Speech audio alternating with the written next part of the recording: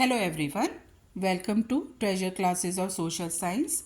आज हम ज्योग्राफी का चैप्टर 1 रिसोर्सेज एंड डेवलपमेंट में डिस्कस करेंगे लैंड एज अ रिसोर्स। ठीक है, लैंड एज अ रिसोर्स के बारे में पढ़ेंगे, लैंड यूटिलाइजेशन पढ़ेंगे कि किसी भी देश में लैंड किस किस पर्पज़ के लिए यूज़ किया जा सकता है, और land use pattern in India पढ़ेंगे कि लैंड किस किस पर्पज़ के लिए यूज़ किया जाता है इंडिया में, और कौन से फैक्टर्स रिस्पॉन्सिबल हैं कि लैंड उस पर्पज़ के लिए यूज़ किया जाए।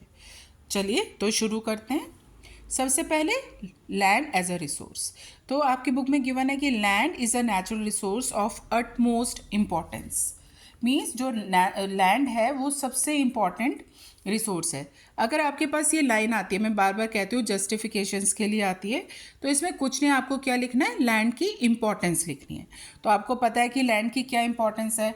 वो नेचुरल वेजिटेशन को सपोर्ट करता है, वाइल्ड लाइफ को सपोर्ट करता है, ह्यूमन लाइफ, हमारी जितनी भी इकोनॉमिक एक्टिविटीज़ है, agriculture, industry, transport and communication, ये सब किस पे डिपेंडेंट है, लैंड पे, है ना। लैंड हमारी 95% से भी ज़्यादा ज़रूरतों को पूरा करता है। तो इसीलिए it is a natural resource of utmost important. We live on land, हमारी सारी इकोनॉमिक एक्टिविटीज़ लैंड के ऊपर डिपेंडेंट है, इसीलिए ये एक रिसोर्स ऑफ अटमोस्ट इम्पॉर्टेंस है। तो आपके पास ये क्वेश्चन आए तो आपको सारी इंपॉर्टेंस लिखनी है। और इस तरह के क्वेश्चंस ना बेटा ओपन क्वेश्चंस होते हैं, इसमें आपको अपनी तरफ से भी कोई पॉइंट आए तो आप लिख सकते हो। ठीक है, फिर इसके बाद आपके पास नेक्स्ट क्वेश्चन आता है कि इंडिया में different varieties of relief features are there are a variety of relief features. Basically हम क्या कहते हैं, माउंटेन्स, प्लेटूज एंड प्लेन्स।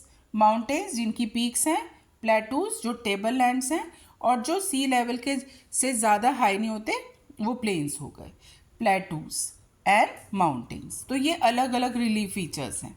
तो कह रहे व्हाट आर दीज। अगर हम बात करते हैं इनकी, ये आपकी बुक में एक इस तरह का पाई डायग्राम भी गिवन है। आपको इन सब रिलीफ फीचर्स की परसेंटेज और यूसेजेस पता होनी चाहिए। ये आपके पास बोर्ड एग्जाम में बहुत बार आया हुआ है।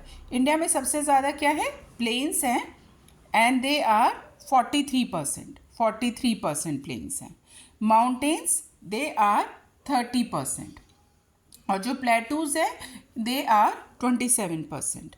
तो आपको इन सब की परसेंटेज पता होनी चाहिए। ठीक है, अब ये देखो अगेन अगर हम बात करते हैं, 43% क्या है, लैंड प्लेन्स में है। और इनका क्या फ़ायदा है, आपको पता ही होगा कि एग्रीकल्चर और इंडस्ट्री जितनी भी है वो प्लेन्स में ही होते हैं, इसीलिए ज़्यादातर किसी भी कंट्री के जो प्लेन्स हैं डेंसली पॉपुलेटेड हैं। अगर हम ये नॉर्दर्न प्लेन्स की बात करें, पंजाब, हरियाणा, उत्तर प्रदेश, वेस्ट बंगाल, बिहार, असम, ये सब नॉर्दर्न प्लेन्स का ही हिस्सा है। और अगर हम यहाँ बात करते हैं तो एग्रीकल्चर फ्लरिश करता है, ग्रीनरीज कहा जाता है, और नेचुरल है लेवल लैंड पे आप इंडस्ट्रीज़ वगैरह भी सेटअप कर सकते हो। Next is mountains, they are 30%। और फिर what is total land area under mountains is 30%। और इनकी इंपॉर्टेंस क्या, अगर आपके पास पूछते हैं इंपॉर्टेंस क्या है, तो ये हमारे जितने भी रिवर्स हैं they maintain their perennial flow. अब पेरिनियल वर्ड का क्या मतलब है, it means throughout the year. अगर हम कहते हैं perennial flow of rivers, it means the rivers will be having water throughout the year. अगर हम कहते हैं कि वहाँ पे ग्लेशियर्स हैं, पेरिनियल ग्लेशियर्स हैं, मतलब वहाँ पे जो स्नो रहती है पूरा साल रहती है। ठीक है, और इसी वजह से ज़्यादातर आपके हिल स्टेशन से आप पहाड़ों पे घूमने जाते हो तो टूरिज़्म को सपोर्ट करते हैं। इकोलॉजिकल आस्पेक्ट है, मतलब फॉरेस्ट कवर भी होता है, और सीनिक ब्यूटी होती है, इस वजह से लोग बाग कहाँ पर जाते हैं, माउंटेन्स पे जाते हैं। तो ये आपकी इम्पोर्टेंस ऑफ माउंटेन्स। फिर फाइनली 27% आपका क्या है, दैट इज़ प्लेटू रीजन। और प्लेटू आपको पता है ये किसके लिए फेमस होता है, मिनरल्स और forest, mineral, fossil fuels and the forest is also found in this. ठीक है, ये सारा minerals, fossil fuels and forest. तो आपको क्या पता होना चाहिए, तीनों रिलीफ फीचर्स, इनकी परसेंटेज कि इंडिया में कितने परसेंट हैं, और इनकी सिग्निफिकेंस क्या है, ये सारी चीज़ें आपको क्या होनी चाहिए, पता होनी चाहिए। ठीक है, now shall we move further. ये मैंने आपको दिखाई दिया था डायग्राम, ये आपको याद होना चाहिए। अब हम बात करेंगे लैंड यूटिलाइजेशन की। मीन्स किसी भी कंट्री में अलग अलग पर्पसेस से लैंड किस किस पर्पस से यूज़ किया जाता है। ठीक है, तो सबसे पहले अगर हम बात करते हैं सबसे इम्पॉर्टेंट क्या होना चाहिए, फॉरेस्ट। इंडिया में या किसी भी देश में, लाइक हम इंडियन जो पॉलिसी है उसके हिसाब से टोटल जो लैंड एरिया उसका 33% अंडर फॉरेस्ट कवर होना चाहिए, लेकिन इंडिया का ये कम है। तो large part is utilized for the forest, ecological aspect and so many other things. Second, जो लैंड है which is not available for cultivation, ये वो वाला लैंड है जो कल्टिवेशन के लिए, किसी भी तरह की कल्टिवेशन के लिए अवेलेबल नहीं है। अब वो क्या हो सकता है, आपका बैरन या फिर वेस्ट लैंड हो सकता है। बैरन लैंड और वेस्ट लैंड में ये डिफरेंस है कि ह्यूमन एक्टिविटीज़ की वजह से जो लैंड है वो ख़राब हो जाता है और एक नेचुरली ख़राब होता है। तो आप मुझे बताएंगे कि बैरन लैंड कौन से वाला है, ह्यूमन एक्टिविटीज़ की वजह से ख़राब हुआ है, या वेस्ट लैंड ह्यूमन एक्टिविटीज़ के, और नेचुरली कौन सा ख़राब होता है, आप मुझे कमेंट करके बताएंगे, ठीक है। फिर इसके बाद हम ये कहते हैं land can be use for making buildings, roads, factories. ये सब जो लैंड है ये भी कल्टीवेशन में तो नहीं आएगा, लेकिन लैंड हमें इस सब के लिए भी चाहिए, क्योंकि we want to have development resources, और डेवलपमेंट में हम ये कह रहे हैं कि तरक्की करने के लिए सब चीज़ें भी हमें चाहिए, तो इसके लिए हमें लैंड भी चाहिए। फाइनली वी से land other than cultivation means कुछ इस तरह का लैंड है जिसमें प्लांट्स, ट्रीज हैं, लेकिन वो कल्टीवेशन नहीं काउंट होता, जैसे permanent pastures and the grazing lands, मतलब जहाँ पे जानवरों को चराने के लिए लेके जाते हैं, तो उनको क्या कहते हैं, pastures and grazing lands. Fine, तो दैट इज़ रिक्वायर्ड। फिर इसके बाद आपके पास क्या आते हैं, ट्री ग्रूव्स आते हैं। तो ये नेट सोन एरिया में नहीं आता, like large number of trees they are grown, जैसे कईयों के पास मैंगो ग्रूव्स हो सकते हैं कि बहुत सारे एरिया में उन्होंने मैंगोज ग्रो कर रखे हैं, अमरूद के पेड़ लगा रखे हैं बहुत सारे एरिया में, या फिर कोई और इस तरह के ट्रीज़ लाइक कमर्शियल पर्पसेस के लिए पॉपुलर के पेड़ लगा लेते हैं लोग बाग बहुत सारे, तो वो क्या है, ट्री ग्रूव्स हैं, वो अदर देन कल्टीवेशन में काउंट होगा। और इसके अलावा कल्टरेबल वेस्ट लैंड, ये वो लैंड है जिसको 5 साल, लास्ट 5 ईयर्स एग्रीकल्चरल ईयर से कल्टीवेट नहीं किया गया है, ठीक है, तो उसको हम क्या कह देते हैं, कल्टरेबल वेस्ट लैंड। तो ये भी ह्यूमन एक्टिविटीज़ की वजह से है। अब हम बात करते हैं फैलो लैंड। आपको पता है फैलो लैंड क्या होता है? फैलो लैंड मतलब जब हम जो फार्मर्स हैं, जब वो एग्रीकल्चर को लगातार बहुत दिनों तक यूज़ करते रहते हैं, तो जो सॉइल होती है उसके न्यूट्रिएंट्स क्या हो जाते हैं, ख़त्म हो जाते हैं। तो फिर वो क्या, फार्मर्स क्या करते हैं, उस लैंड को थोड़े दिनों के लिए अनकल्टिवेटेड छोड़ देते हैं, जिससे कि वो जो न्यूट्रिएंट्स हैं वापस सॉइल रीगेन कर सके। आपने पढ़ा होगा साइंस में भी कि जो सॉइल होती है उसमें माइक्रो ऑर्गेनिजम्स होते हैं, है ना, जो कि उसमें लाइक ह्यूमस या और सब चीज़ों को डीकम्पोजर्स, जिन्हें हम कहते हैं, डीकम्पोज करके सॉइल को वापस उसमें न्यूट्रिशन ऐड करते हैं। तो उस तरह का लैंड जिसको आपने छोड़ दिया है, जिससे कि उसकी न्यूट्रिटिव जो वैल्यू है वो रीगेन कर सके लैंड, उस तरह के लैंड को आप फैलो लैंड कहते हैं। तो it can be of 2 types, current fallow land and other than current fallow land. Current fallow land वो है जिसको आपने लेस देन 1 ईयर के लिए अनकल्टिवेटेड छोड़ा है, less than 1 current fallow land. 1 to 5 years आपने अनकल्टिवेटेड छोड़ा है, तो that is other than current fallow land. और अगर किसी को 5 ईयर्स से ज़्यादा के लिए छोड़ा है, तो अभी हमने लास्ट वाले में किया था, दैट इज़ कल्टरेबल वेस्ट लैंड, लेकिन वो हम फैलो लैंड में नहीं काउंट करते, वो हम अदर देन कल्टीवेशन में काउंट करते हैं, ठीक है। तो ये आपके 2 types of fallow lands they have given, तो आप दोनों की डिफाइन आपको पता होनी चाहिए। और मैंने बता दिया फैलो लैंड क्या होता है, कि अगर जो लैंड है उसकी न्यूट्रिटिव वैल्यू फार्मर्स रीगेन करवाना चाहते हैं, तो वो क्या करते हैं, उस लैंड को अनकल्टिवेटेड छोड़ देते हैं, ठीक है, जिससे वो नेचुरली अपनी फर्टिलिटी रीगेन कर सके। उस तरह के लैंड को फैलो लैंड कहते हैं। तो it can be of 2 types. Now the next is net sown area, that is the physical extent of land on which the crops are sown harvested is known as net sown area. मतलब total land area कितना under cultivation है, ठीक है, that is net sown area. लेकिन जब हम net sown area, कुछ किसान ऐसे हैं जो अपनी ज़मीन को सिर्फ पूरे साल में एक ही बार उस पर क्रॉप्स ग्रो कर पाते हैं, क्यों, क्योंकि उनके पास इरिगेशन फैसिलिटीज़ नहीं है।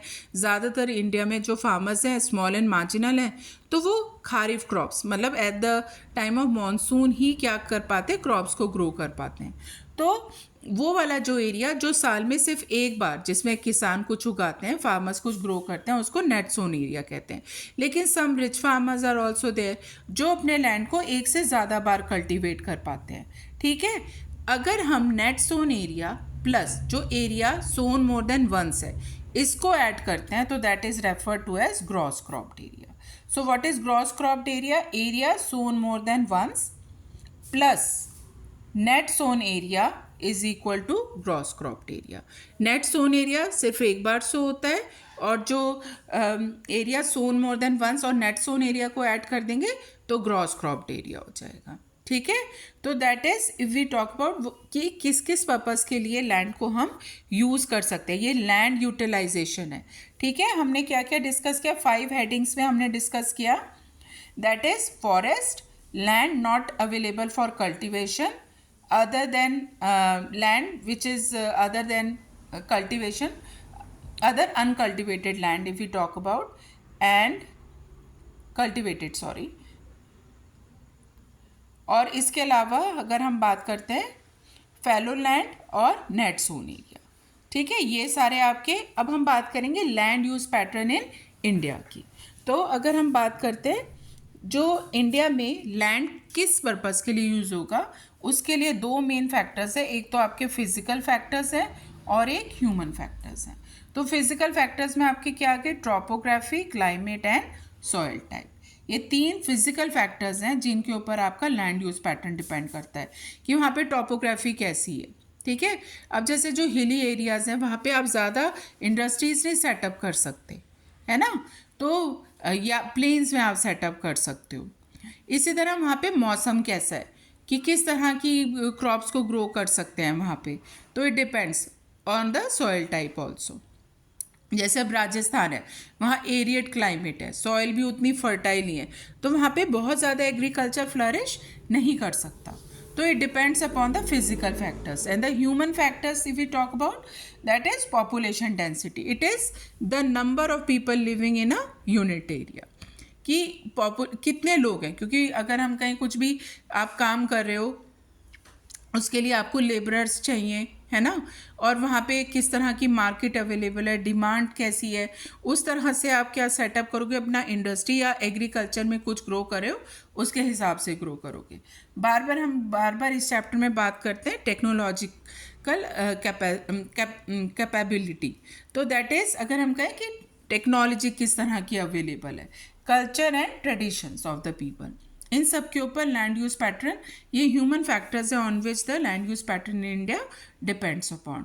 Population density, technological capabilities, culture and tradition, इन सब के ऊपर आपका ये दोनों ही इम्पॉर्टेंट है. आपके पास अगर आ सकता है you have to tell the factors physical और human on which land use pattern in India depends upon, तो आप ये आंसर लिखोगे. ठीक है, फिर इसके बाद ये आता है कि लैंड यूज पैटर्न इंडिया में कितने लैंड का अवेलेबल है. अगर हमें पता है, हमने 9th में भी पढ़ा था, what is the total geographical area of India, it is 3.28 million square kilometres.